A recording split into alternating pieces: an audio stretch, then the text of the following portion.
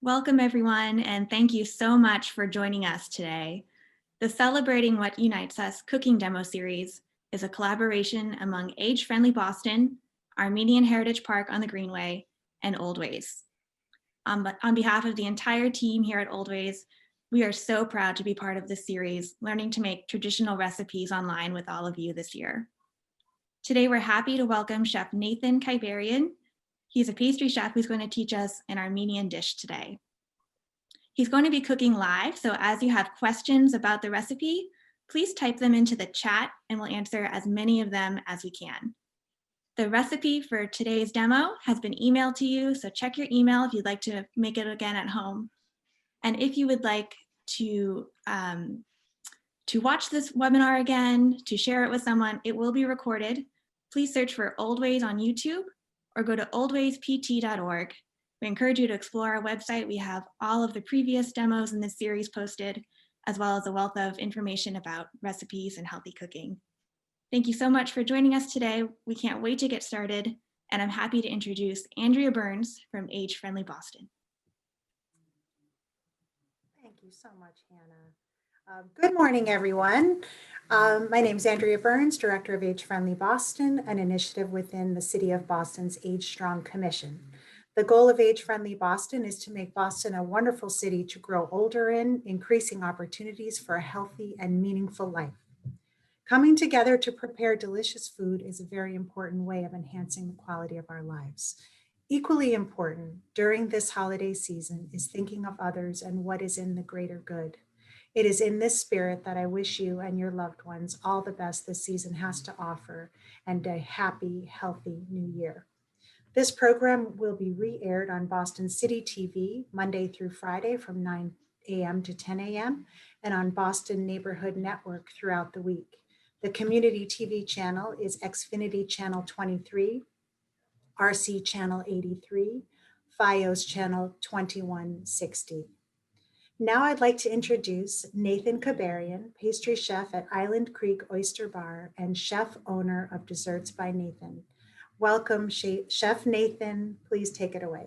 Good morning, everyone. Thank you again for having me on today. Kind of excited to show you this recipe. I finally got it to the point where I think the recipe is just right. So if you want to follow along, if you're cooking with me, or if you want to try it later, and we can get started.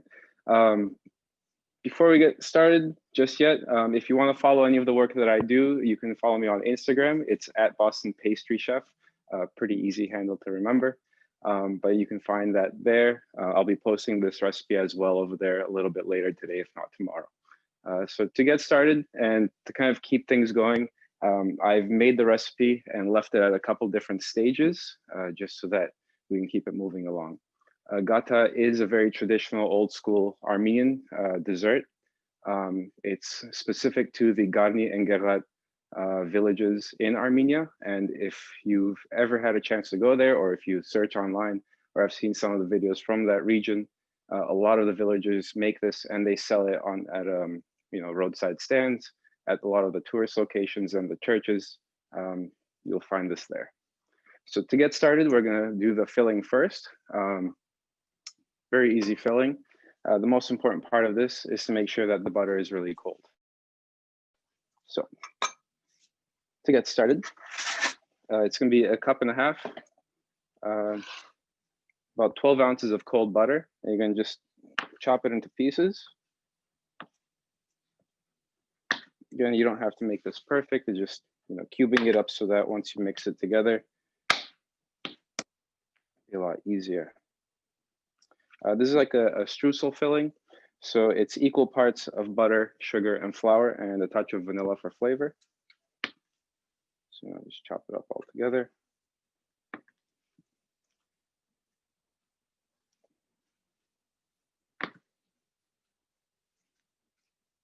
All right. And just put it straight into the mixer. If you don't have a KitchenAid mixer, you can use a hand mixer. And if you don't have that, this can be done by hand. If it's done by hand, just chop it up again, same way as this. And then just kind of rub it with your hands until it all comes together.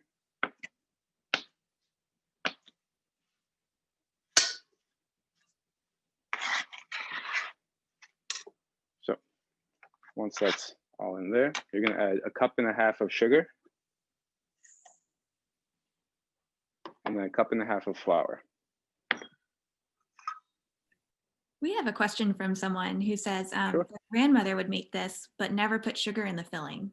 Is there a way to alter it that way? I've actually never seen it made without sugar in the filling. I have heard that there are some savory types, but I'm only familiar with the sweet variety. Thank you. If you do a savory filling, I would say you could probably do it with just the flour and the butter, and then maybe add, some spices or things like that. But this is the way I'm used to, I guess.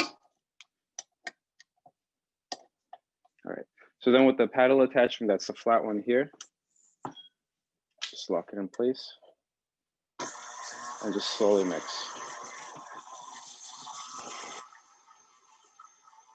So you want to keep an eye on this. You don't want it to mix too much and become a paste. You want it to stay really crumbly. And that's where the butter being as cold as possible comes into play. And just mix it nice and slow so you can keep an eye on it. All right. And once it starts coming together, you can add the vanilla to it.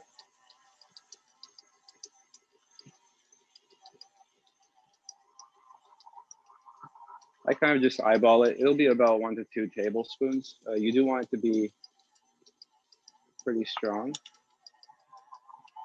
because in this dish, the flavor comes mostly from the filling. The dough itself is almost like just a carrier for the filling.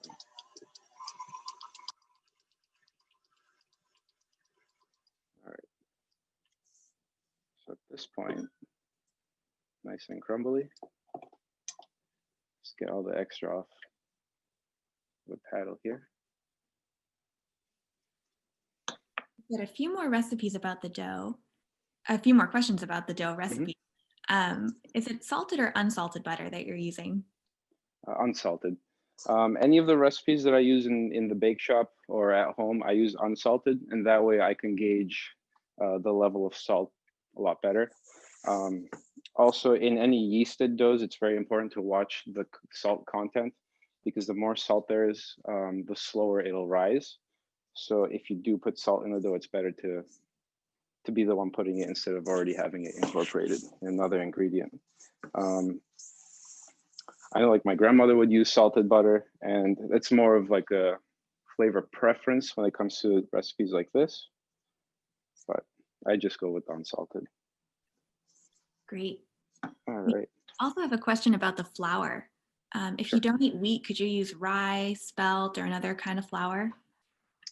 If you use another kind of flour, I think the flavor profile of like a rye or spelt would be too overpowering for this, and they don't actually have the gluten content you need to create the elasticity in the dough. So I would shy away from that. If gluten is a problem, either an allergy or you just don't want to eat it, I would find a flour substitute or a pre-mixed flour substitute that you could use in doughs, and that way the flavor isn't too powerful. You could use rice flours, just different varieties like that. Bean flours can also be mixed in. But definitely spelt and rye do have a stronger flavor, and that would change how this dish tastes. Great. All right. Thank you. So the filling here, we can now just take out and set aside. So it's going to be nice and crumbly. If there are any chunks of butter, you can just kind of use your fingers to press them out. All right. Set that aside for now.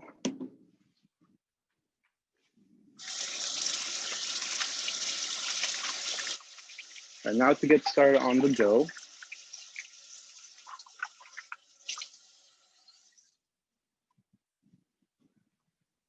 So for the dough, I have here all-purpose flour. I usually tend to use all-purpose flour for my Armenian recipes, mostly because it's more similar to what's available in Armenia from what I'm used to. and just the technique involved, it's a lot easier by hand. If you use a bread flour, that'll work just as well. It just might be a little bit more elastic and essentially more bread-like and tough when you're mixing, and it'll be a little bit chewier. So if you want it to be nice and fluffy, I would go with the all-purpose. You could even use a pastry flour. That might be erring on the side of too soft, but AP is a good way to go. AP, all-purpose flour. So, all right, so first we're gonna start with the liquids. When I mix doughs, I always start with the liquids in the bowl first. That just makes it easier to absorb all the dry ingredients. So that's a cup of milk and a cup and a half of heavy cream. You can use either all milk or all heavy cream. I just like the combination. That way it adds a little bit more fat and the dough stays softer longer once it's baked. So put those in there. And the yeast we're gonna sprinkle on top. That's a teaspoon and a half of active dry yeast. If you want to use fresh yeast in this recipe, I would do 3 times the amount of active dry.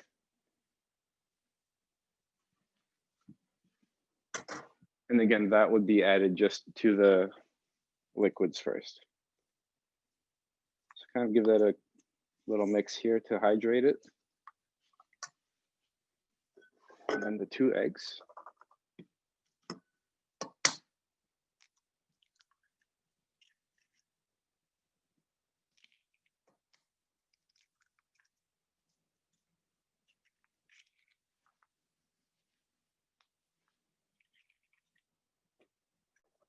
It's gonna get 3 tablespoons of sugar.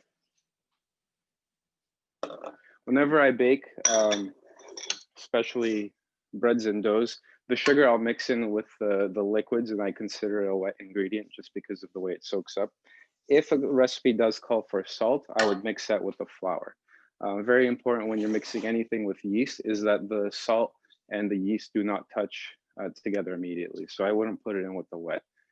If salt comes into contact with yeast, it kills off the yeast. So little tip to remember. So sugar with the wet ingredients and then salt with the dry.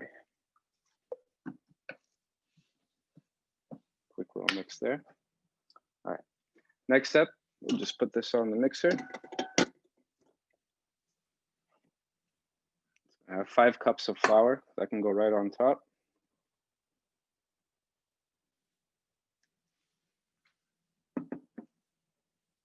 And then the butter. So this butter is really soft. Say about 70, 80 degrees you want right before it melts. And that way it'll incorporate straight into the dough once you start mixing. And then you just start kneading it.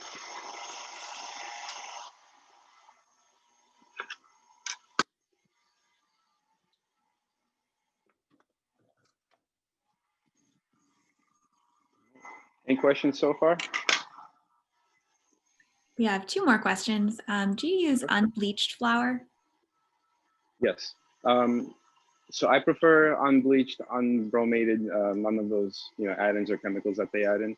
The brand that's most available here in the Northeast that I prefer is King Arthur. Their all-purpose flour is unbleached and not bromated. I like the fact that it doesn't have all those chemicals added in, and number 2, it's a more natural product where the flour is allowed to naturally age, whereas the other one isn't.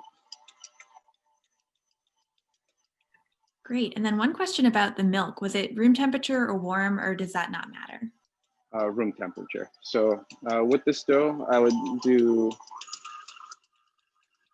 just go with the room temperature. Either leave it out on the counter while you're getting the kitchen ready for everything else, or you can just pop it in the microwave just a little bit to bump it up. But I'd say anywhere between 70 and like 90 degrees will be good. You don't want it to be too hot, or else once you start mixing here, the dough will start to heat up just from the friction of mixing, and then you'll have a dough that rises way too fast. So you kind of want to play that line. If it's too cold, then the butter that you're putting in is going to start to clump up once you start kneading. Thanks. And then a few people were wondering if you could remind us how much butter you started with. Sure. So in the dough itself, it's 2 ounces or 4 tablespoons. And then in the filling, it was, I just did 3 equal parts, 12 ounces. Thank you.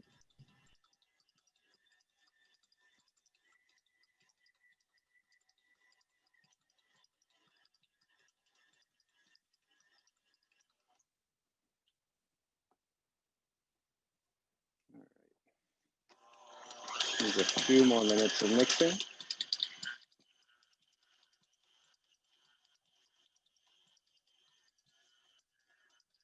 So depending on your flour, you may need to add a little bit more or less to this recipe. For example, this one I made this morning, and this took 5 cups of flour. This one is also 5 cups, but it does need just a touch more. So I'm gonna just add a little bit more flour to help it along.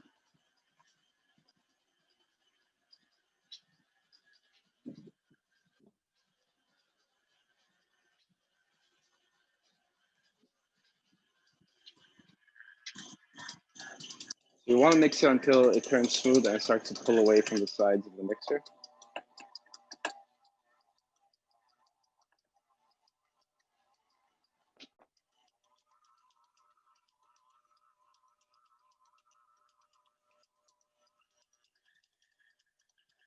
Again, like depending on the brand of the flour, how old the flour is, where you store it, just from the humidity in the air and the content of the bag itself can change this part of the mixing. So just be aware of that when you're going off of the recipe.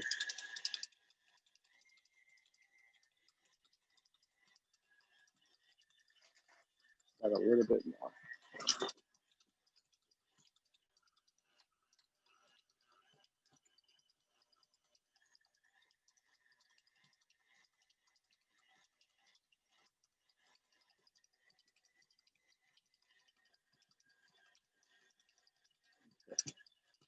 While that's coming along here. So earlier this morning, about 2 hours ago, I made another batch of dough, same exact recipe, and I just let it sit and rise covered in a greased container. I just use a pan spray. Nice and fluffy. So put that here. And the second portion here. So from this recipe, you can get 2 gatas. These will be about the size of a medium pizza. If you want to do like they do in Armenia, where it's about this big each, if you even have an oven that fits that, but you could use this recipe and make 1.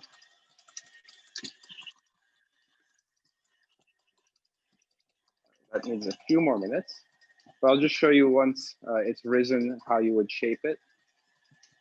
Just take the dough, you can just eyeball it, cut it in half. Right here, it's called degassing, or you're just flattening it out on the surface that you're working on. And that takes out any of the excess air that's built up in it while it's been rising. And then you want to just bring it all into the center. So here's like a square, and then bring in the corners again. Looks like a little envelope here. And you're going to flip it. Then pat it down. So here you have a smaller, it's kind of like a rounded square. With both your hands, you're going to cup it. Thumbs are going to be on top, just kind of guiding it, and then you're going to spin it around in a circle. So you're almost, you're pressing the palms of your hands into the table while moving in a circular motion. Just go a little quicker. And there you go. So that's the loaf. So if you're making loaves of bread, like the bowls you can get at the store and bakery, it's essentially what you would do, and just let it rise, cut it, and then bake it. At this point, what we're doing is just shaping it here, and we're going to let it sit for a few more minutes.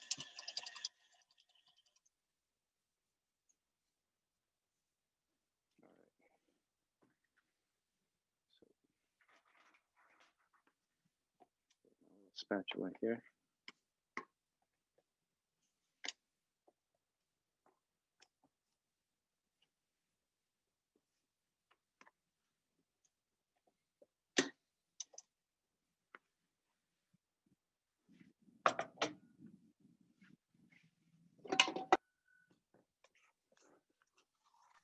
We have a question about letting the dough rise. Was that at room temperature? Yes. So this dough you can let rise at room temperature. Just cover it either with a damp cloth or just plastic wrap straight over the bowl, and then just let it sit. You don't want it to be too warm. It'll rise too fast and it'll kind of make a mess. You also don't want it to be too cold because this does have a lot of dairy, fat, and butter in it. It just won't rise. The fat in the dough will harden and it'll just kind of stay put. So temperature wise, I'd say between 68 and 75 degrees is optimal. You can go a little bit higher or lower, but then the recipe will be a bit longer if it's colder or be quicker if it's hotter. So the second portion here, I've let relax for about 25 minutes. Same step here, just moving on to here. So now we'll go into how to fill it. So you're gonna just flour the table just a little bit. And put some on your hands too. All right. And here you're gonna put the top upside down. Just tiny bit of flour. You don't wanna over flour or else you won't be able to seal the dough. And again, you're gonna just press it up by hand. So at this point, it's relaxed enough to where you can just get it to the size you need just by pressing down on it. If you do notice that it's still a little bit elastic at this point and it's coming back, you can use a rolling pin.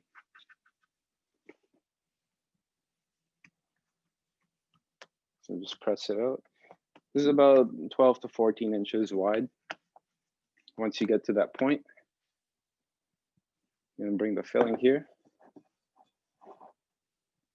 Just put it right into the middle. And just press it down. You can go about an inch of the edge of the circle here. The amount of filling you add is totally up to preference. I like it with a lot of filling, and that way, no matter where you're cutting into the gata, you have a little bit of that sweetness. And if it's nice and warm straight out of the oven, it kind of oozes out too. It's really good, especially with a morning cup of coffee. All right.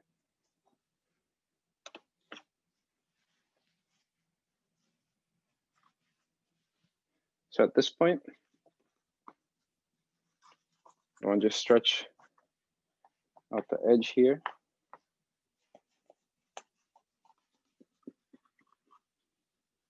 And you can just bring it in and press down.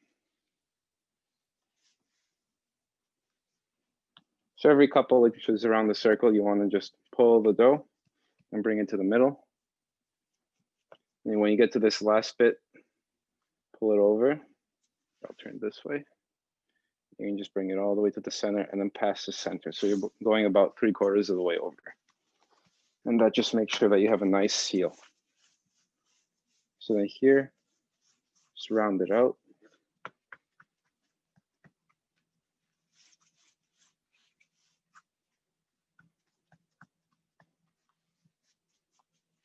All right, so now you're almost done with the gata.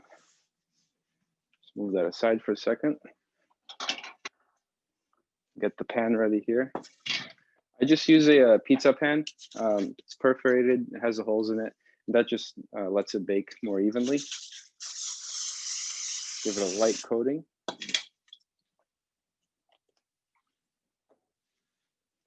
And the reason the perforation is good too is that it lets the extra moisture come out from the bottom while it's baking. This is a very high moisture content dough. If it isn't baked all the way through, you'll definitely notice that it stays wet at the bottom. So this actually helps it bake much more evenly. And then once it comes out of the oven, you can just pop it right off. All right. So here we'll flip it back over and just press it out. Make sure that the filling is evenly spread.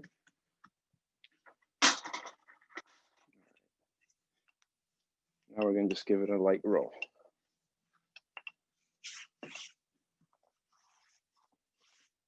So you want to keep it as round as possible.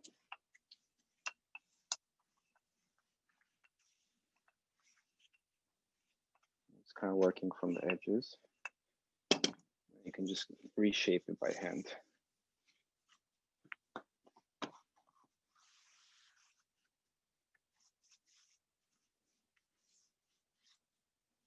So at this point, put both your hands underneath and you will just slide it and transfer it over to the pizza pan.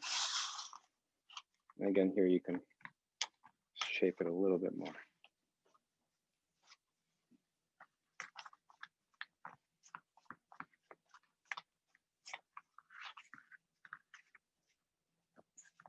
All right, so at this point you have pretty much the base of the gata set, and we'll just decorate it a little bit.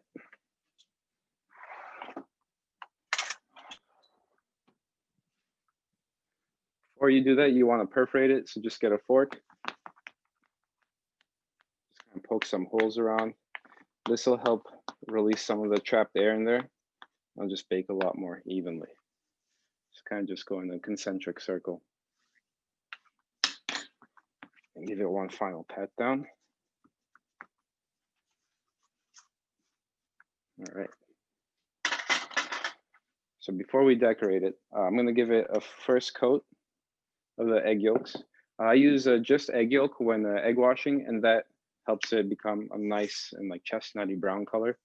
If you just want to use the whole egg, that's fine. It'll just be a lot lighter in color when it bakes.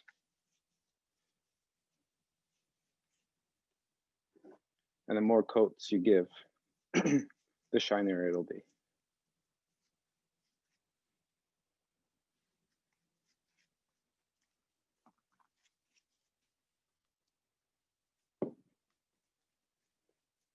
So typically in Armenia, depending on what village you're buying this from or getting it from, they'll have their own motifs and decorations. Usually they'll spell out the name of the village on it in Armenian.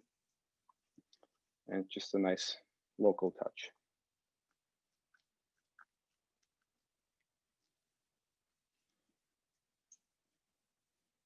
Some bakers will put grapevine motifs, or like the local church, they'll put the design of the church on here.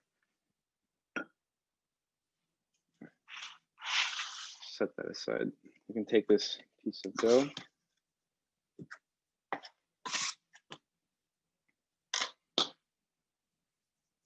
Just flour the table.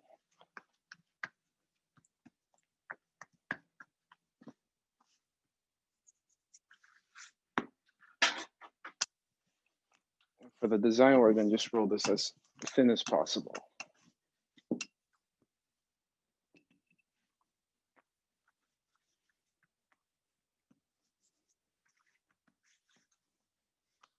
This part's fine. You can add a little bit more flour. You don't want this to stick. Give it a nice stretch. Release it from the table.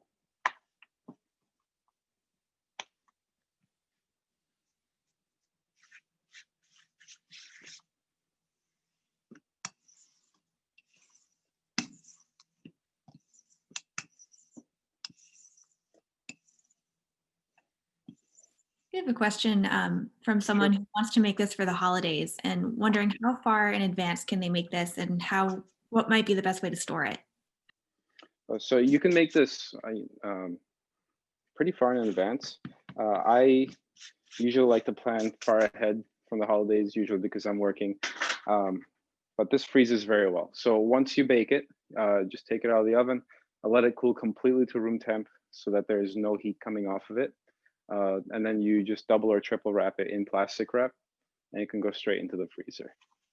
And then once you would like to eat it, just take it out at least a few hours in advance and let it slowly warm up to room temperature. And you can just refresh it in the oven just for about 5 to 10 minutes.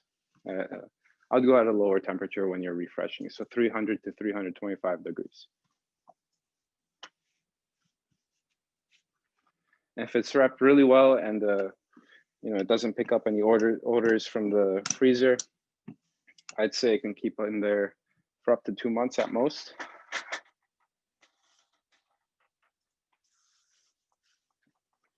If you don't want to store it in the freezer and it's just sitting out on the countertop, just make sure it's covered and it'll be good for, I'd say, about 3 to 4 days before it starts getting stale. It'll dry out pretty quickly if you just leave it at room temp, not covered, but if it's wrapped up tightly, it stays pretty stable.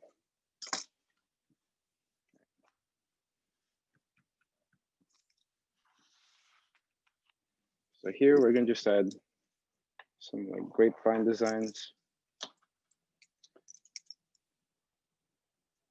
So I'm just cutting out strips with this pastry cutter.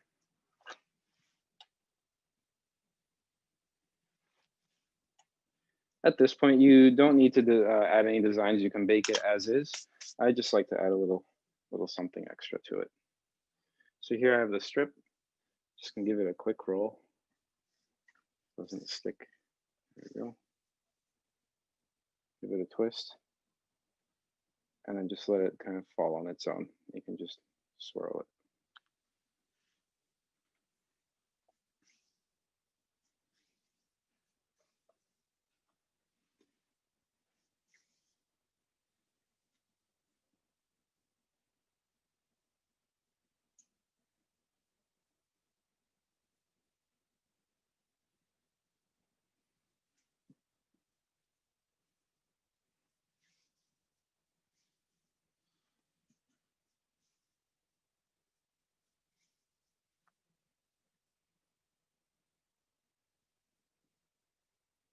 This is a good dessert too if you have a large family. This one piece will feed a good amount of people. It's a very rich dessert too, so a little bit goes a long way.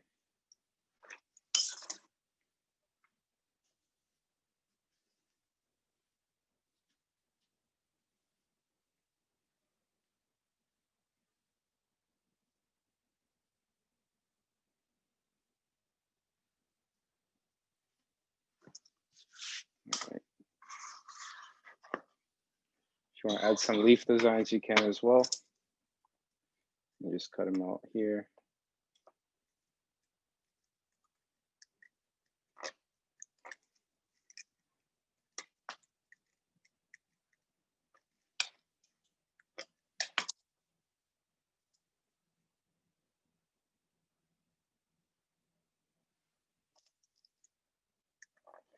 So at this point, leave it up to your imagination. Different leaves. If you like to make a rose, you could bunch up different circles and add them.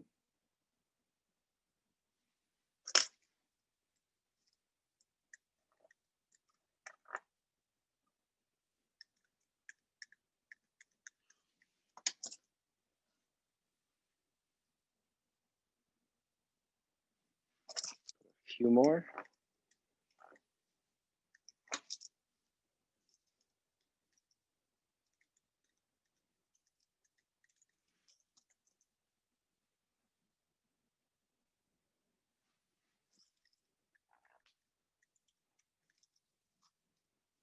So because this is a yeasted dough, the dough is continuously rising as you're working on it. So at this point, you do want to move quickly. You have about 20 to 30 minutes from when you fill it until it goes in the oven. This is not like a traditional dough where you would have to wait now for it to rise even more. Just this period of you working on it and designing is just enough for it.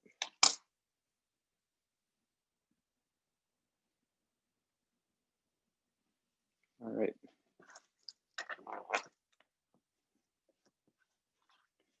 Good thing is this dough you can just roll back up, add it to the mass here, and just reshape it like you did the last piece, and you can make another gata with it.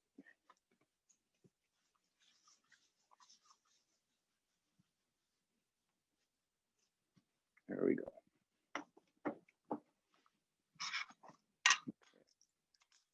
Save the design here.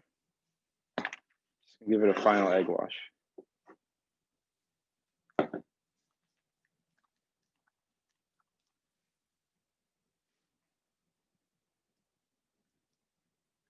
You do want to be careful because you did put all the designs on it, so you don't want to press too hard or brush too quickly over it.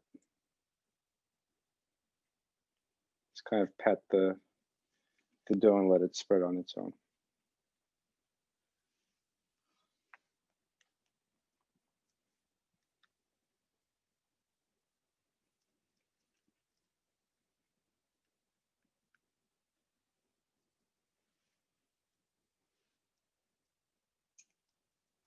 There's another dessert in Armenia, also called nazuk.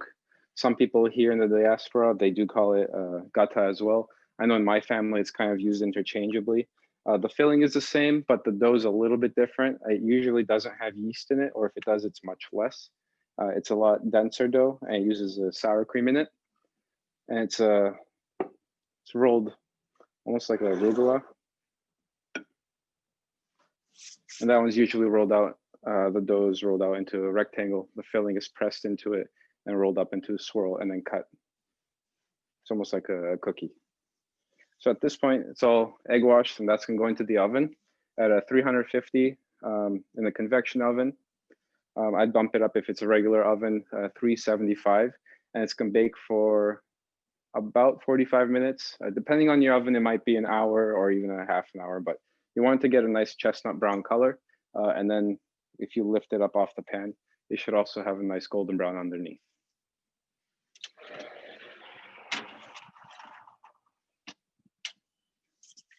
Okay. Let's do a quick wipe down. Any questions so far?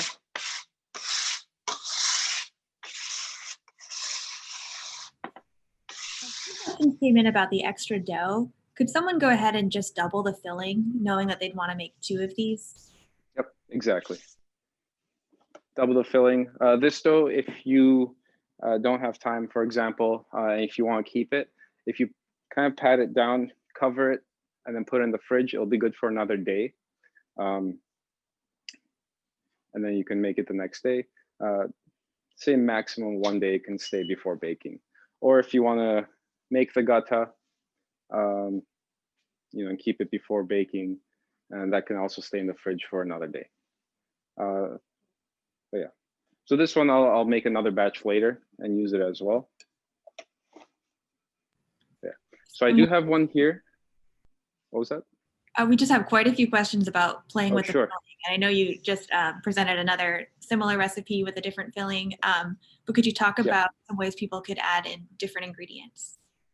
Yes, so you could actually add spices to it.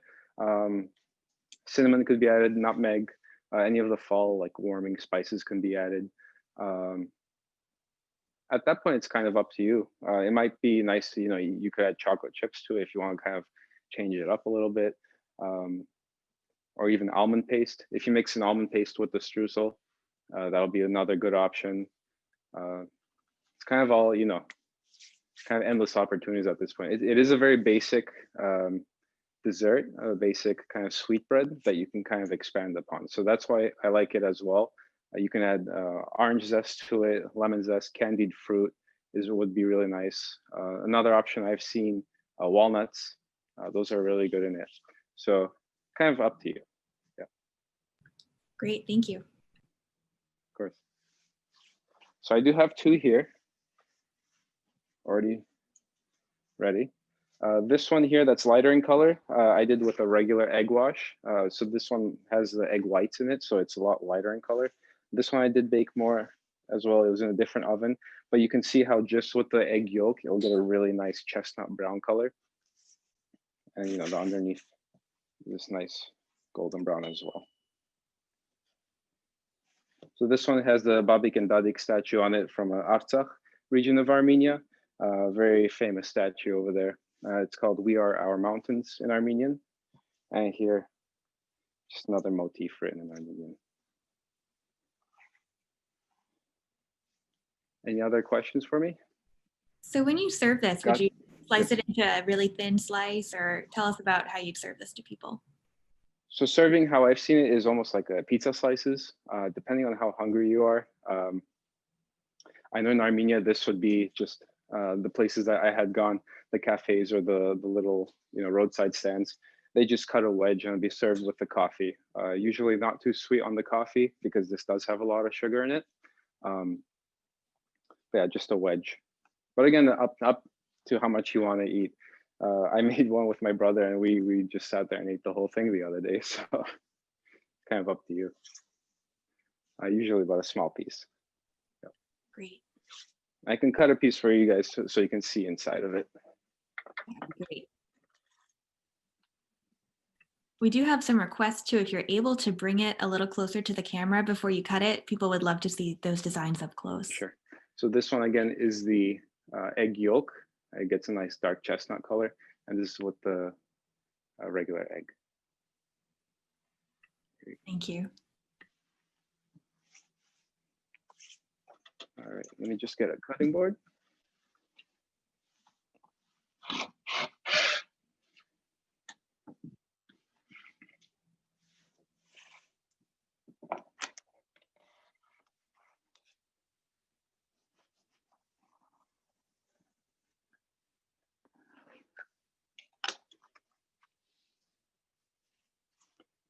So hopefully you guys can see through the camera. I'll come around the side. Just the filling layers here. So once it bakes, the flour, the sugar, and the butter, they kind of melt together with the actual dough. So it kind of intersperses all the way through. That's why it's important at the very beginning when you are filling it to make sure you press it out all the way so that each bite from the edge to the center has an equal amount of filling, and that everyone's happy once they bite into it.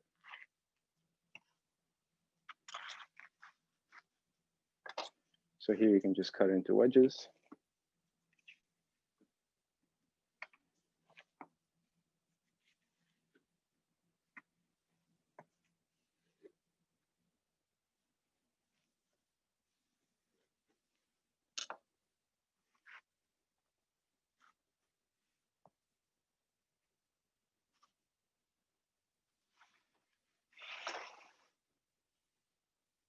Kind of see it here. So I'd say this is a good serving size, at least start with, depending on how hungry you are. It looks great. And we have some more questions coming in about it too. Sure. Someone's wondering if they didn't have that pizza-like pan that you used, could they use a sheet pan or an insulated Of course. sheet? Yep. Any baking pan is fine with this. Even a cake pan, if you just have the round pan, you can bake it in there. I would bake it at a lower temperature if you are baking in a non-perforated pan, just that way, so that the heat has enough time to kind of go through it without the top burning. If you're doing it on a sheet pan, I'd say bake it at 325 to 350, depending on how your oven runs at home, and just make sure that it bakes all the way through. Also, if it doesn't have the perforation, once you do take it out of the oven, slide it onto a cooling rack. If you don't have a cooling rack, just kind of take it off the pan and let it air out underneath, just so that any of that extra moisture gets out and doesn't stay soft. If you don't do that, this part, instead of staying nice and dry like this, it'll get kind of like mushy and soft and wet. So that's the only caution I have for you if you're using a sheet pan, a cookie pan, or anything like that. Great, thank you. A few people are wondering, do you serve this at Island Creek or in your pastry business? No, so this is not on the menu at Island Creek. I do take orders on the side as well. You can contact me through Instagram. This is something that I have recently started. So if you are interested and if you like some, you can contact me there. But yeah, I'd say this is more on the traditional route of items that I make. A lot of people are sharing their memories that their grandparents used to make this and it brings them back. And someone says when they were in Armenia, it was fresh and they just pulled it apart in the car and devoured it. Yeah, that's the memory I have of going in, having this in Armenia as well. My family did not make this in the US. My memories of this come strictly from my travels in Armenia. What I'm used to is the Nazuk variety, which I actually have here. I can show you some.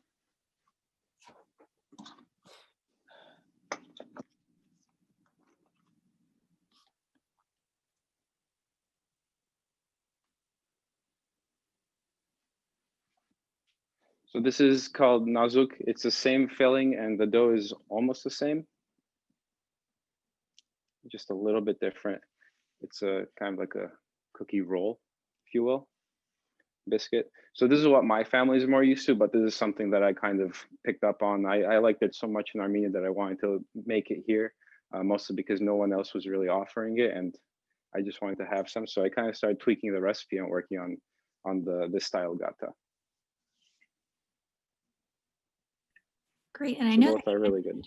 refreshing it in the oven, and some people are wondering, would you serve it warm from the oven, or is room temperature their preference? I like it really warm, straight out of the oven, just rip into it. But I think most people eat it at room temp. But the refreshing part when you're taking it out of the freezer, it just kind of helps liven up the dough again, makes it taste like it's freshly made that day. But if you do bake it fresh from the oven and let it cool, it kind of keeps that freshness for a couple of days. So the refreshing is just from the freezer. Yeah. Thank you. Any other questions for me? Either related to the gata or any other type of baking? I'd be happy to answer that. Give people another minute if they have a baking question for you. Sure. Lots of people are saying I they know. can't make it. What's that? Lots of people are saying that they can't wait to make it. Yeah. Definitely, like you saw here, the recipe that I provided to you is more of like a base. Definitely feel free to add on to it. And again, the flour, depending on what you have at home and how old it is, how fresh it is, can influence how soft the dough is. So just remember that when you're making, you may need to add a little bit more or less. A lot of these older Armenian recipes, I bake more just by eye. These are generally just guidelines. A lot of the old recipes I have, it'll have cup or teaspoon or spoon measurements, but those cups are all relevant to the kitchen of who gave me that recipe. So it could be, it could say 2 cups, but it'll be a demi-tasse cup, a little coffee cup, or it'll say 2 spoons, but it's a big serving spoon. So this one, I've tweaked it to the point where it works in my kitchen. They all are standardized with regular measuring cups. So it should be a lot easier than dealing with all those oddball measurements. But again, adjust it to how you like it in your kitchen. Oh, great. And we have some more questions too. Could you repeat your Instagram account? And then someone is wondering, do you share information about these traditional recipes on your Instagram account? Yeah, so my Instagram, it's at Boston Pastry Chef. You'll see it has my name, Nathan Kibarian, underneath. But yeah, a lot of the things on there right now are kind of oddball posts of my kind of things I've baked or made in the past. I am vamping it up right now. So a lot of these things I'll be adding to it. And if you do have questions of more traditional items, whether it's Armenian or Middle Eastern pastries, which I do love to make, send me a message there. I can get back to you as soon as possible. Also a little bit about my background in baking. I am Armenian. However, I was born and raised in the Boston area. My family is a mix of Egyptian Armenian, Lebanese Armenian, Armenians from Armenia, and from the United States and all over the world. So we kind of mix in a little bit of everything from all over the place in our own, family tradition. So you get a little mix of everything. All right, looks like we have just one more question Sure. about the cookies. Someone's remembering them being more like a hard dough. So could that be correct, or was that a different recipe that they're thinking of? And that's regarding the nazuk. That's right. I'm assuming. Yeah. Yeah, it is a harder dough. You could make it with the dough that I showed here. It's just gonna be a lot softer and it won't keep its shape. But that dough, it's more of like if you know, like a cream cheese dough that they use in the arugula, those roll cookies, it's similar to that. It's higher in dairy. It uses sour cream usually and a lot more butter. And when you roll it, it's almost like a Play-Doh in consistency, whereas this one is more of a soft bread. That allows it to keep its shape. It's usually cut with like a zigzag, one of those knives. Gives it that pattern on the edges. That's great. So yeah, Well, that one, it's a little bit different. great. Thank you so much for answering all these questions and showing us how to make No, this. thank you. And thank you so much, Barbara Talalian here. Thank you so much on behalf of all of us for joining us. You are a national treasure, and I'm looking at these comments and I think everybody is agreeing that they have absolutely enjoyed today. And I can tell you, Nathan has been involved with every single benefit event that we've done for the park, probably for the past 10 years. And everyone, whatever you taste that he has prepared, it is heavenly, sheer heavenly. So we will, when we send out the follow-up email today, we will include not only the recipe again, but also the link to your Instagram account. And what would really be wonderful is that when we're all back out and about it again, and we resume our 2-part program where people first come to the park to hear an immigrant story, and then to a restaurant nearby where a chef prepares, it would be so wonderful if you came back and we could all sort of be with you in person. And when you cut a piece, then we can all really taste it and know how absolutely extraordinary and delicious it is. To each of you, thank you so much for joining us today. Please stay safe, take care of yourselves, enjoy these holiday days, and we look forward to when we all come back together virtually in January. And boy, we look forward to getting together at the park once again. Again, thank Oldways, thank you, Age Friendly Andrea, and stay in touch, and we look forward to seeing you in January. Chef Nathan Kibarian, thank you very, very much. Thank you. Enjoy today, everybody. Thank you, everyone.